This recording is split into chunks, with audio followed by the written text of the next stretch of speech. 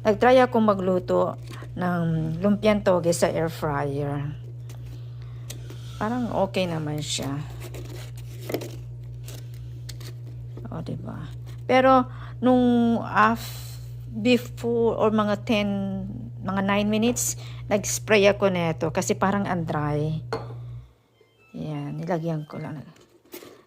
Pero kagabi, nag-air fry ako ng isda.